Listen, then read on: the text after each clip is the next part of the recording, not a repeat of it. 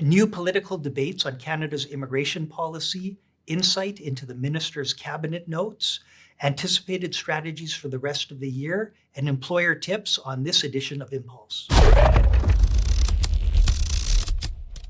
Hi, my name is Greenberg Hameed, and usually I'm joined by Howard Greenberg, who's actually traveling overseas and will provide great insights about his perspective on Canadian immigration from the other side of the ocean next week.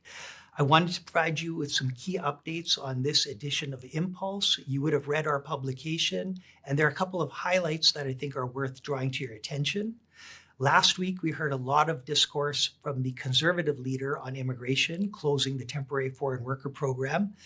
More recently, we've heard from the Prime Minister, who suggested that a primary focus for Canada will be to reduce the temporary resident numbers from 7 to 5%, and also to re-strategize on the temporary foreign worker program to make it more measured and also to focus on particular sectors.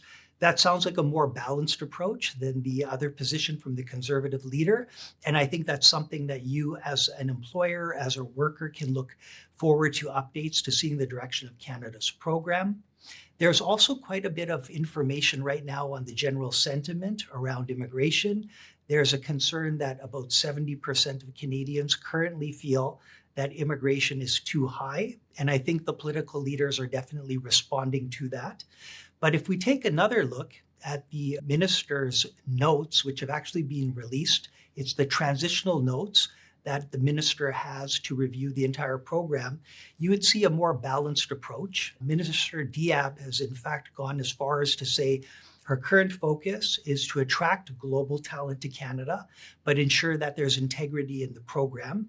And if you read through the notes, and I encourage you to do so, you would see that all of Canada's priorities are neatly outlined, but there's also a balance in terms of dealing with the fact that there is a high volume of individuals currently putting strain on the system, but a recognition, for example, that without immigration, there'd be a lot of stress on essential services like STEM. 50% of all STEM workers are in fact immigrants.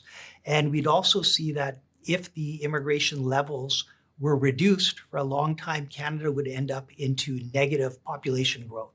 So the bottom line is, although there's a lot of information right now on immigration in the news, I would say the long-term horizon is that immigration will be a requirement, but it'll need to be more balanced. And that brings me to the next area that I think is important to review is if you're an employer, an individual, what can you expect in the next quarter and into the next year? And I would tell you that, yes, there will be more challenges. We've seen higher processing time. We've seen higher refusal rates. And many experts in the industry have suggested that this may be intentional because of the effort to reduce immigration. But at the same time, we also see that there are open borders.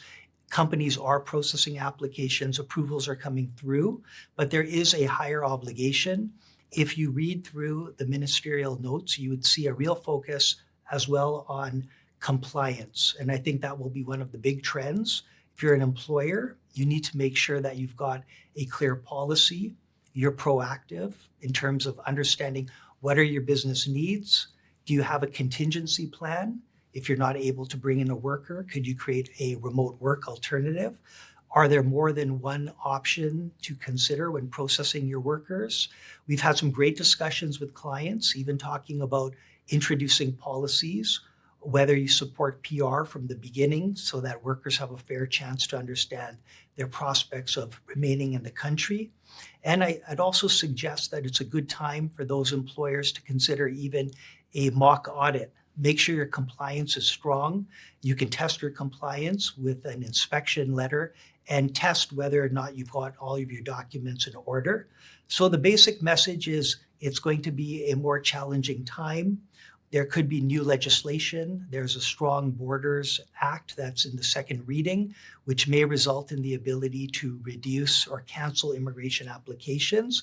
But at the same time, it's important to keep open the possibility of processing applications in a more thoughtful way and being ready for enhanced compliance.